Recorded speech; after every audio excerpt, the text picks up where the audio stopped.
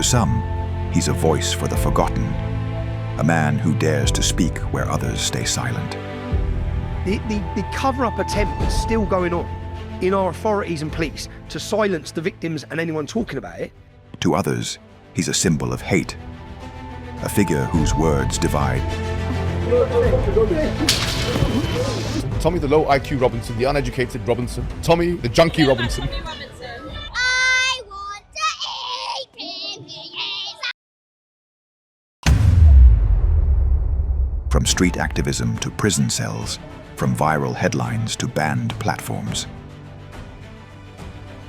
Tommy Robinson's story is one of rebellion, conviction, and chaos. But who really is Tommy Robinson?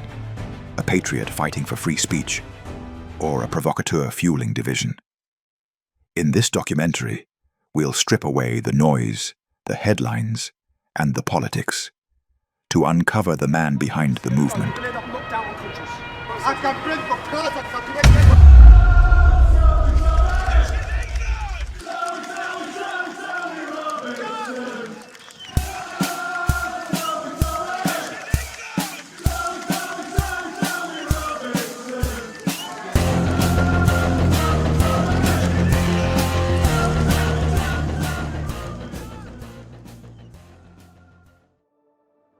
Born on November 27th, 1982, a boy from Luton, a town in England, with an Irish mother and an English father.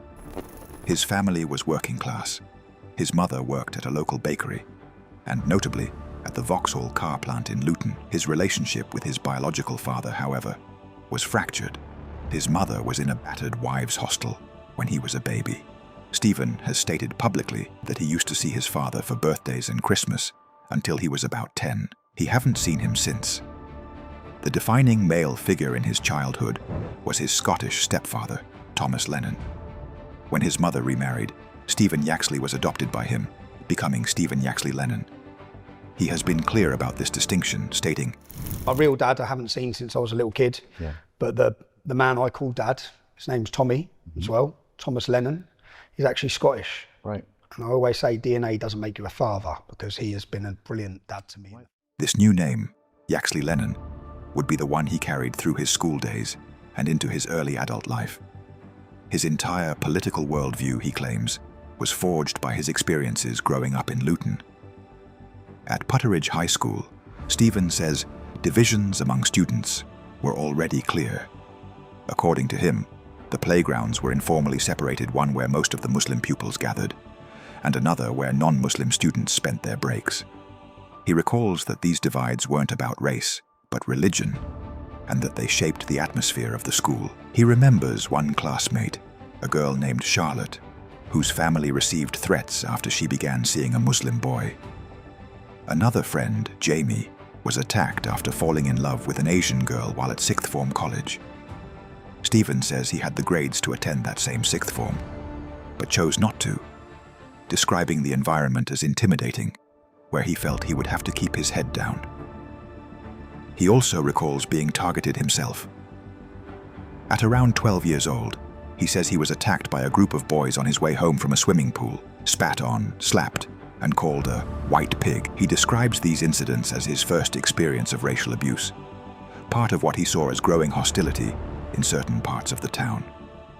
In 1995, an event took place that left a deep mark on the town of Luton, and on a 12-year-old Stephen Yaxley Lennon.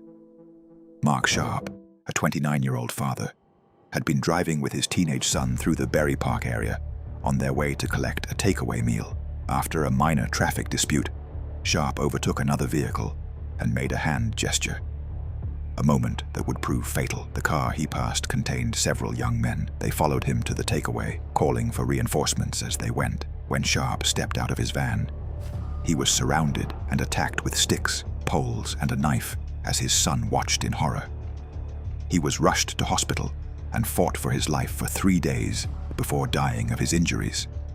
5 men, all from Luton of Pakistani heritage, were charged in connection with the killing. They were first accused of murder, but the jury returned mixed verdicts: 2 for murder, 3 for manslaughter. Those convicted of manslaughter received sentences of around 4 years, serving roughly half that time before release. During the trial, the judge told jurors they could consider the attack as a reaction to provocation, that Sharp's gesture might have aggravated the confrontation. For many in Luton, that statement felt like an excuse. It appeared to justify the violence rather than condemn it. When some of the attackers were released after only 2 years, anger spread through the community. To many residents, it symbolized a justice system too cautious, too divided, and unwilling to protect ordinary people. For Stephen Yaxley Lennon, it was a story that stayed with him.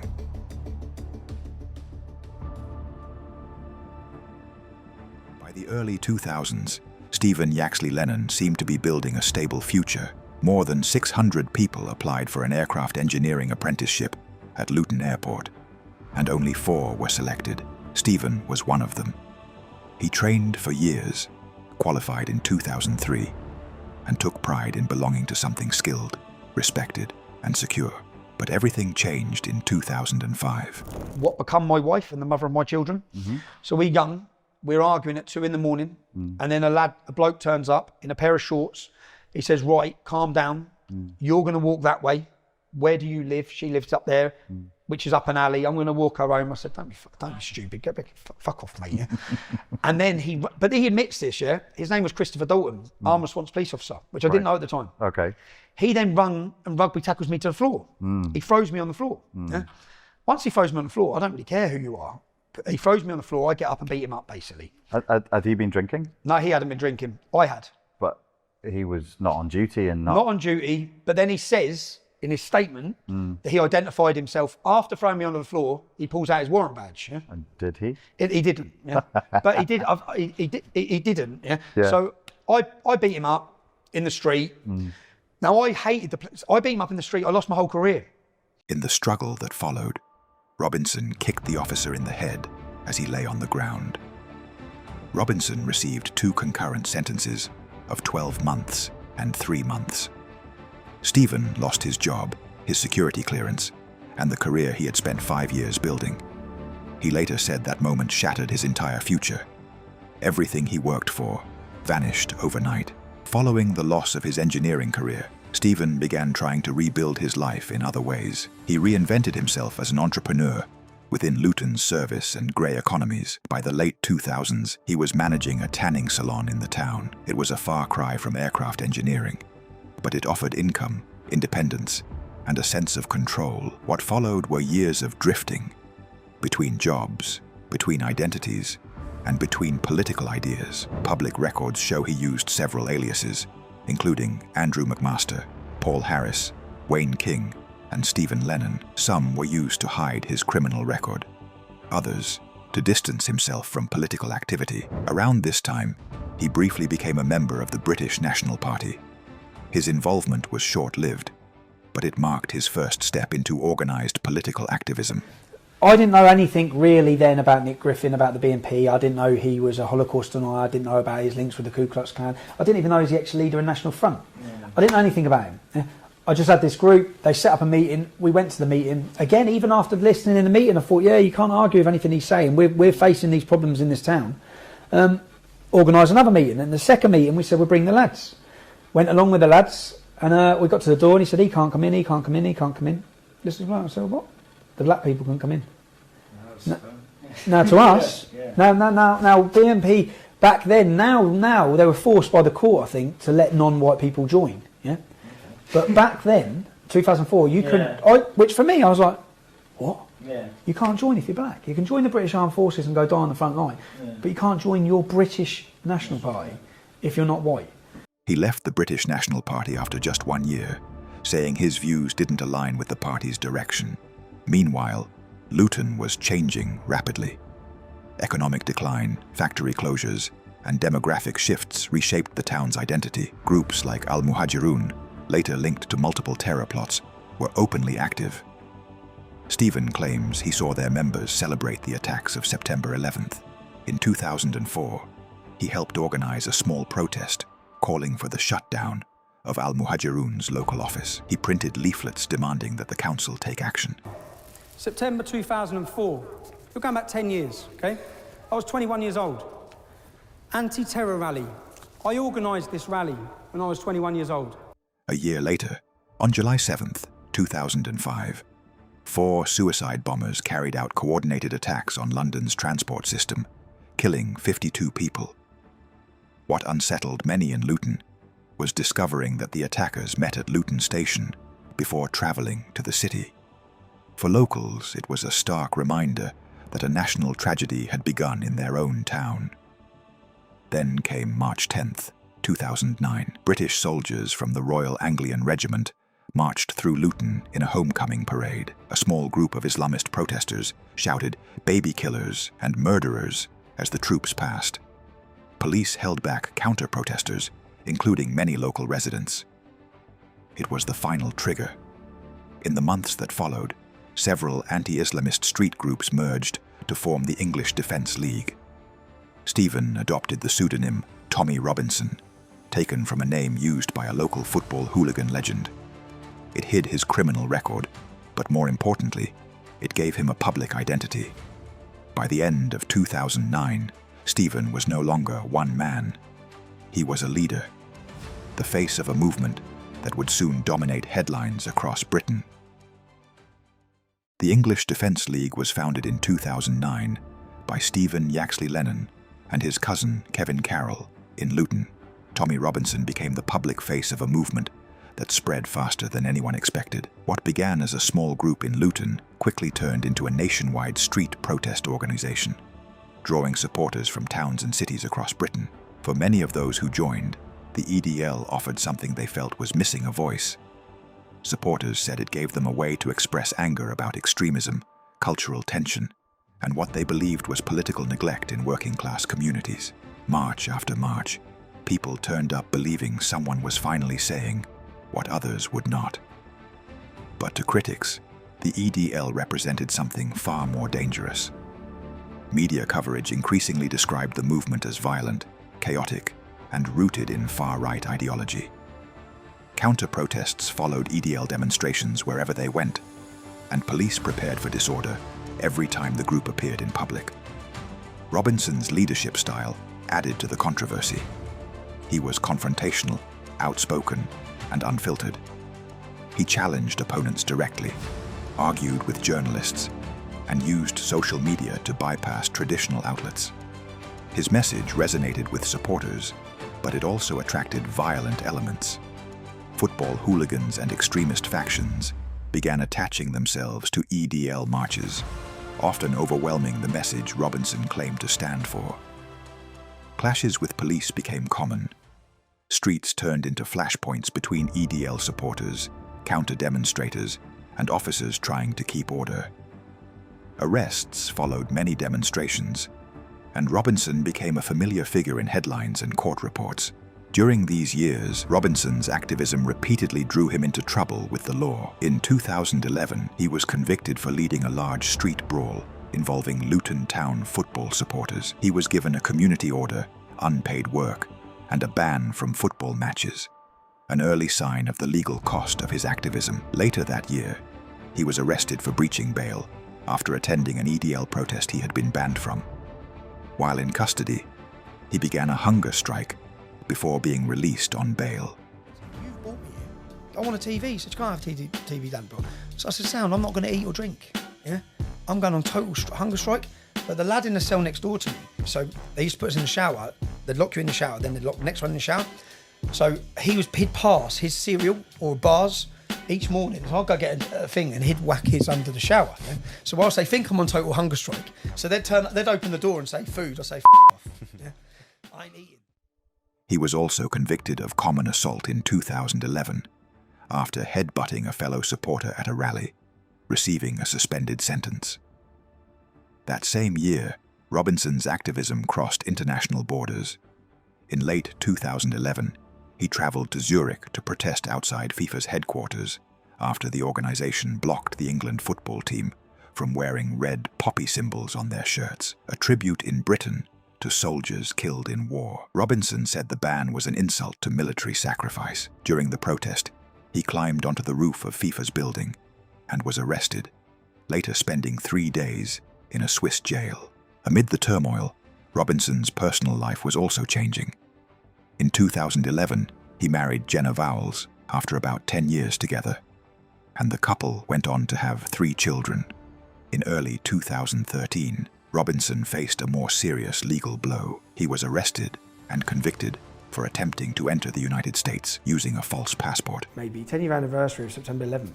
And I wanted to go pay my respects, but I also felt that I wanted to give a warning to America.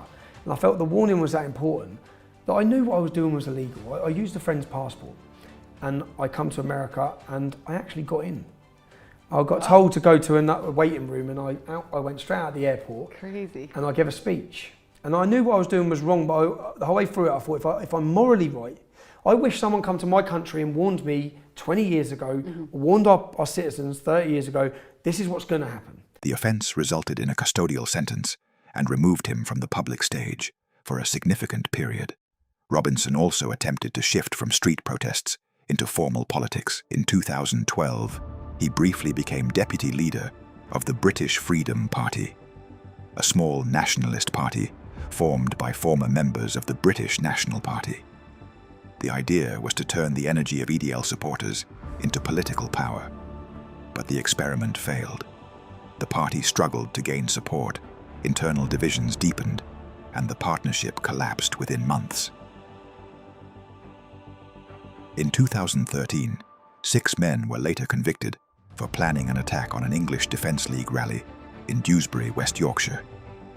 The group had travelled to the town intending to target the protest, but arrived after the demonstration had already ended.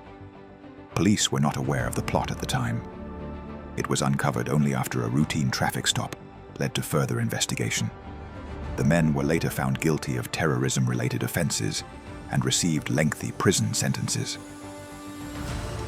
Back inside the EDL, tensions continued to rise.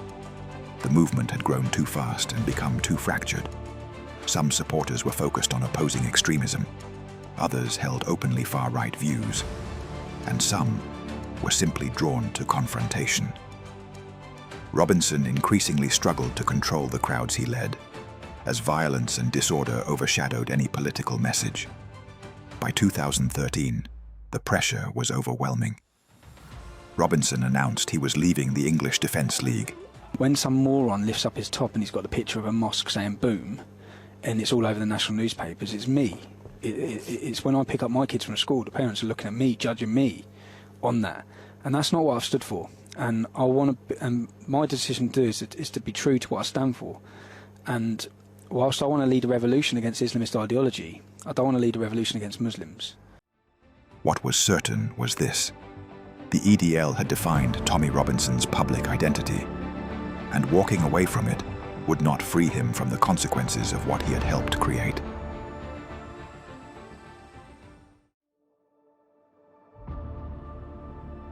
After leaving the English Defence League in 2013, Tommy Robinson tried to redefine his role. He said he wanted to step away from street protests and focus on countering extremism through speech and media. For a short time, he worked with the counter-extremism group, Quilliam. And I'm sitting there, and I'm in court in 3 weeks. I'm looking at 3 to 5 years for an offence I haven't done, because I know full well I know what they're going to do. I knew they're going to use my wife against me. They're going to use her security because they set a date that she had to stand trial. I knew exactly what was going on. So in those weeks before it, I'm sitting there and I'm thinking, if I get 3 years, I can't rely on the English Defence League. I know I can't to help my family. I know that when I went to jail, and that's not me, I know no one was there for my wife and kids. I know that.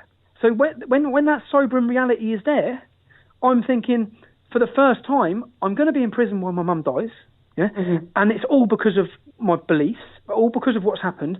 And then I've got my wife terrified, so I'm in court in 2-3 weeks, and then I met with Quilliam, yeah, and to be honest, it was I use you, you use me, and the deal that I had with Quilliam was that no matter how long I get in prison, they will cover every one of my wife's bills.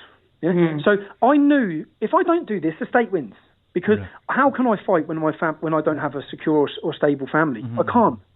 So, and I also knew that I'm going to prison. I knew that. Yeah. So And I also knew that however long I go to prison for, when I get out, I know what they're going to do. They're going to give me conditions not to contact the EDL. So I'm going to be leaving the English Defence League anyway. So I'm thinking, I'm going to jail in 3 weeks. I'm not going to be leading the EDL. Well, I'm getting some security and stability. And to be honest, for the first time in 5 years, I put my wife and kids first. Because I hadn't done for 5 years. Yeah. So when I was faced with all that, a lot of people just watched it and thought, "Oh, you traitor." I thought, well, I wouldn't be having to be a traitor if I knew I could rely on people to sort my wife out. Robinson later revealed in his 2015 book, Enemy of the State, that Quilliam paid him approximately £2,000 per month, totaling around £8,000 over 6 months, as part of the agreement. Quilliam initially framed the payment as remuneration for costs associated with outreach and training and education, intended to help Robinson transition away from extremism. However, Robinson claimed the deal was a PR stunt, coordinated so Quilliam could take credit for converting him. But his legal problems continued. In 2014, Robinson was convicted of mortgage fraud after using a false identity to obtain loans on 2 properties, when false income details were submitted to secure a home loan for a family member. The property was later sold and the mortgage repaid, meaning no bank lost money, but the offense remained a crime. In 2014, Robinson was sentenced to 18 months in prison. He was sent to HMP Woodhill, a high-security prison, where he was assaulted by other inmates and lost several front teeth. He was later transferred to HMP Winchester and released on license in June 2014 and served around 10 months. Robinson later described living in fear inside prison. He said threats were made against him and that he believed an attack was being planned. During one confrontation, he struck another inmate first, saying he feared being seriously injured. These experiences in custody became a central part of Robinson's narrative, reinforcing his belief that he was being targeted not just by the legal system, but inside prison itself. Later that year, on the 26th of November 2014, Robinson was invited to speak at the Oxford Union, one of Britain's most prestigious debating societies. His appearance drew protests from those who opposed giving him a platform, while others defended it as a matter of free speech. Robinson used the speech to tell his life story and argue that the legal system and the media were restricting his ability to speak openly. The event helped elevate him from a street activist to a nationally recognized public figure. When he returned to public life, Robinson shifted into independent reporting. He began filming outside courts, live streaming trials, and publishing online videos about cases he believed were being underreported, particularly grooming gang and child exploitation trials. In 2015, he published his autobiography, Enemy of the State, telling his life story from his childhood in Luton through the rise and fall of the EDL and his time in prison. The book expanded his audience beyond street protests. In the summer of 2016, during the European Championships in France, Tommy Robinson traveled to Lille with English football supporters. There, he was photographed holding a banner that read, F ISIS. The image spread quickly across the media and was used by Bedfordshire police as part of an attempt to ban Robinson from attending future England football matches. Police argued the banner and his presence at the tournament justified a football banning order. But in September 2016, a judge at Luton Magistrates Court rejected the application. The court ruled that the evidence presented by police was weak, describing it as cagey, and Robinson was allowed to continue attending football matches. In 2017, he co-authored Muhammad's Quran, a controversial book that was later removed from Amazon. Robinson said the removal showed censorship. Critics said the book was misleading and inflammatory. He also moved into documentary filmmaking. In 2014, he released Shalom, a film following his visit to Israel, where he said he wanted to understand extremism and Jewish history. The documentary was presented as an attempt to show his opposition was to radical ideology rather than religion, but his courtroom reporting brought serious consequences. In 2017, Robinson live-streamed outside a criminal trial in Canterbury involving a grooming gang. Judges ruled the broadcast could prejudice the case, and he was convicted of contempt of court. In May 2018, during the Huddersfield grooming gang trial, strict reporting restrictions were again in place.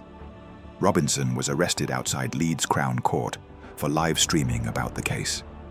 The court ruled that his broadcast imperiled the course of justice and immediately sentenced him to 13 months in prison, activating the earlier suspended sentence. The jailing triggered a global backlash. Supporters claimed Robinson was being silenced. Protests erupted across Britain, including a major demonstration in London, where thousands gathered around Trafalgar Square.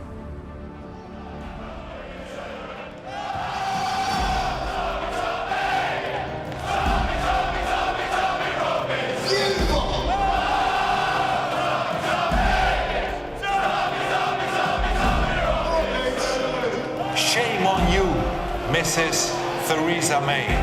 You did not act against the massive of young English girls. You allowed Tommy Robinson to be imprisoned. Your government betrayed our daughters. Your government betrayed our trust. Your government betrayed the people. And worst of all, Mrs. Theresa May, your government betrayed Tommy Robinson.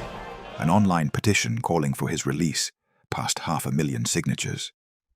Robinson was first held at HMP Hull, then transferred to HMP Onley. Concerns about his safety circulated widely, prompting international attention. The United States Ambassador for International Religious Freedom raised the issue with the British government, while US-based organizations provided legal funding and support for rallies. In August 2018, the Court of Appeal ruled that the Leeds proceedings had been rushed and procedurally flawed. Robinson was released on bail after serving just over 2 months in prison. As he emerged from custody, journalists surrounded him outside the prison gates. He appeared visibly thinner, physically weaker, and subdued. Shortly after his release, Robinson appeared on Tucker Carlson Tonight in the United States. In the interview, he spoke about his time in prison, describing prolonged isolation, fear for his safety, and what he called psychological torture during his sentence. But the legal battle was not over. The Attorney General later determined it was in the public interest to bring fresh contempt proceedings at the Old Bailey. As the retrial approached in July 2019, Robinson appeared on the American show InfoWars, issuing a public appeal to Donald Trump for political asylum, claiming he faced severe punishment in the UK. The appeal went unanswered. On July 5, 2019, Robinson was again found guilty of contempt of court. The court ruled that his live streaming had created a serious risk of collapsing the grooming gang trial. He was sentenced to 9 months in prison. After serving just over 2 months, Robinson was released in September 2019. Later that year, Tommy Robinson released a documentary called Panodrama. The film responded to a BBC Panorama investigation that had secretly filmed him over several months. Panodrama presented audio recordings, messages, and video clips showing how the undercover reporter interacted with Robinson and his team. The documentary argued that this material revealed attempts to steer conversations and shape a damaging portrayal. Supporters said the film exposed serious problems in how the BBC conducted its investigation. The documentary was widely shared online, reaching over 1 million views across different uploads, and it became one of the defining moments in Robinson's conflict with the mainstream media. As these legal battles continued, social media companies began removing him from their platforms. Facebook, Instagram, and YouTube banned his accounts. Payment processors shut down his fundraising. Robinson said he was being silenced. His critics said the platforms were enforcing their rules. Despite the bans, Robinson built a new media operation through independent websites, Telegram channels, and supporter funding. His films and videos continued to reach millions. By 2020, he was no longer just a former street protest leader. He had become a media figure at the center of Britain's free speech debate. By the start of the new decade, Tommy Robinson had been pushed to the margins of Britain's digital space. In early 2020, he traveled across Europe, appearing at events and meeting political figures beyond the UK. In Denmark, he was awarded the Free Press Society's 2019 Sappho Award. The organization described the prize as recognition for defending free expression at a time when Robinson had been removed from most major platforms. But the pressure followed him online. During 2020, newer platforms also shut their doors. TikTok permanently banned Robinson, citing repeated violations of its policies. At the same time, he returned to the streets. Tommy was taken into custody after attending an event at Speaker's Corner in Hyde Park.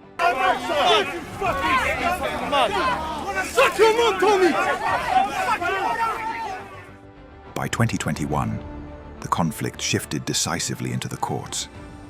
That year, Robinson became the subject of criminal harassment proceedings after visiting the home of a journalist.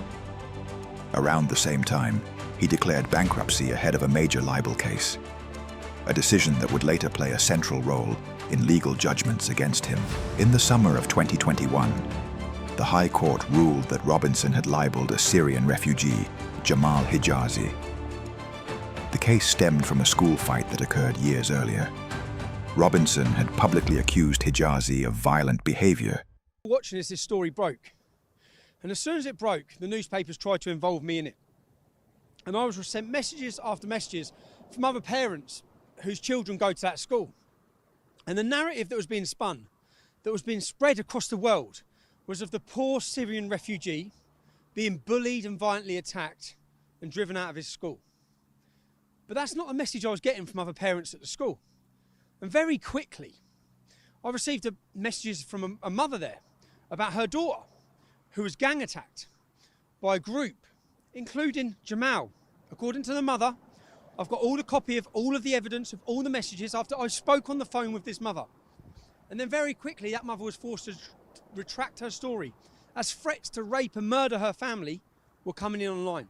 Even with concrete evidence, claims the court found to be false, judges ruled that Robinson's statements caused serious harm, ordered him to pay substantial damages, and imposed an injunction preventing him from repeating the allegations. By the end of 2021, he was convicted of stalking and harassment in a separate case and was issued a long-term restraining order. In 2022, street protests gave way to long-form documentary filmmaking.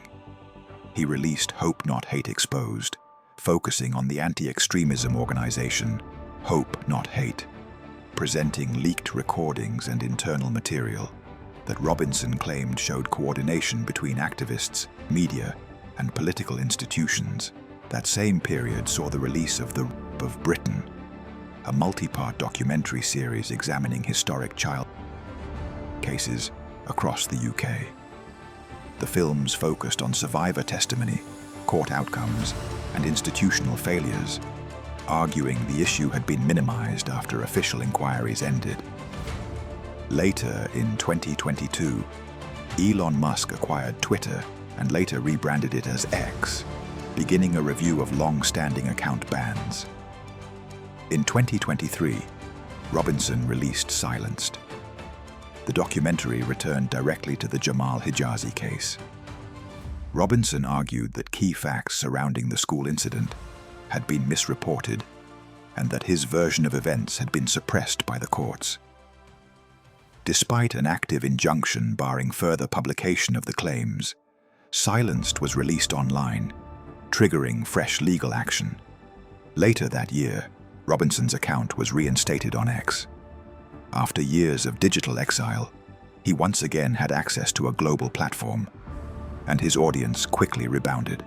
The film spread rapidly on X, reaching tens of millions of views and reigniting legal and political controversy. In 2024, Robinson traveled frequently and was detained by authorities in multiple countries. In Canada, he was briefly held and ordered to leave. Back in Britain, he organized a major rally in London, where Silenced was screened publicly, leading to new findings of contempt of court. Days later, he was stopped near the Channel Tunnel under counter-terror legislation. He refused to unlock his mobile phone and soon after left the country. Broadcasting from abroad, he continued commenting on unrest back home. By the autumn of 2024, the courts intervened again. Robinson was sentenced to 18 months in prison for contempt of court. Tommy Robinson has been released from jail 4 months early. In a country that doesn't believe in free speech, being a citizen journalist, this place is an occupational hazard. It's ridiculous. 16 years ago, when I first started speaking out against Islamic rape gangs that were plaguing this country, from that point on, I faced relentless attacks from the British state, wielding lawfare as a weapon in order to silence me. After prison, his tone shifted. Religion moved to the foreground. Christian language and symbolism became central to his appearances, blending faith with nationalism. New documentaries followed, including Lawfare, a totalitarian state, which focused on Robinson's legal battles and argued that courts were being used to suppress dissent. Large rallies followed. In September 2025, Tommy Robinson helped organize what became one of the largest demonstrations of his career, the Unite the Kingdom rally. On the 13th of September, an estimated 150,000 people gathered in central London. The rally was framed as a call for national unity, free speech, and opposition to what organizers described as institutional overreach. Flags, banners, and coordinated chants filled the surrounding streets. The event drew international attention when Elon Musk addressed the crowd remotely via live video, linking the rally to wider global debates about speech and political power. The following month, in October 2025, Robinson traveled to Israel after a court appearance in the UK on October 13th. He accepted an invitation from Israeli Minister Amichai Chikli, who described the visit as a gesture of solidarity with Israelis during a period of heightened tension. The trip sparked controversy back in Britain, with several UK Jewish organisations publicly criticising the visit, while Robinson's supporters framed it as symbolic of his expanding international profile. The visit highlighted how Robinson's activities had moved beyond domestic politics, increasingly placing him within international disputes and debates. At the same time, Robinson edged closer to formal politics. By early 2026, he had assumed a leadership role within Advance UK, a nationalist party founded by former Reform UK deputy leader Ben Habib. Many people stood up for me in Reform. They didn't know me, they didn't personally know me, but they stood up for free speech and stood up for some of the work I've done highlighting Islamic extremist rape gangs, yeah? And they lost their position. They were kicked out of Reform. Howard Cox was kicked out. Many people were kicked out. If you speak against Islam, you're kicked out of Reform. If you speak against transgenderism, you were kicked out of Reform. How can you have a political party that we believe is going to solve our problems that doesn't even believe in free speech? You can't. And do you know what Nigel Farage currently does? He laughs. Do you know why he laughs? Because if you don't like Labour and you don't like Conservatives, who are you going to vote for? If you're fed up and want to stop the boats and stop all these things, who are you going to vote for? There's no other option but him. So he doesn't care. He's even sitting there, he laughed about Rupert Lowe, he laughed about Ben Habib. You're irrelevant, all of you. Nigel needs a shock, and he needs to realise that there is another political option other than Reform. And I see that as Ben Habib. I see that as Advance UK. I'm today joining them. Today, Tommy Robinson remains active. No longer just a street protester, and no longer confined to social media platforms. He operates through documentaries, rallies, political movements, and courtrooms. Years of legal battles, prison sentences, platform removals, and public controversy have not ended his presence.